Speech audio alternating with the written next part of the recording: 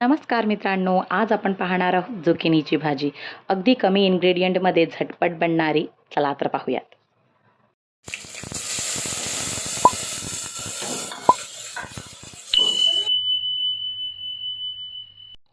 तर झुकणीची भाजी बनवण्यासाठी मी इथे थोडंसं तेल टाकणार आहे.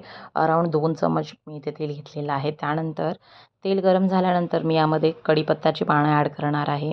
अर्धा चमच राई, जिरं टाकणार आहे आणि त्यानंतर थोडंसं हिंग टाकणार आहे. राई, जिरं तडतडल्यानंतर थोडीशी हळद, चवीनुसार मीठ आणि एक उभी चिरलेली मिरची ॲड करून हे सगळं मिक्स करून घेणार आहे.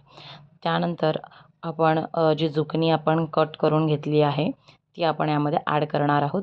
तर झुकनीची भाजी ही मी सालासहितच घेत आहे, जेणेकरून आपल्याला पूर्णपणे फायबर मिळावं.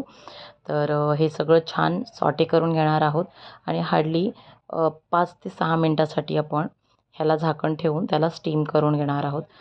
अगदी झटपट बनणारी ही झुकनीची भाजी 5 ते 6 मिनटात आपल्याला सर्व्हिंगसाठी रेडी होते. तर अशा पद्धतीने झटपट बनणारी आणि तुमच्या वेट लॉसमध्ये तुम्हाला अतिशय उपयुक्त अशी ही भाजी तुम्ही नक्की ट्राय करा.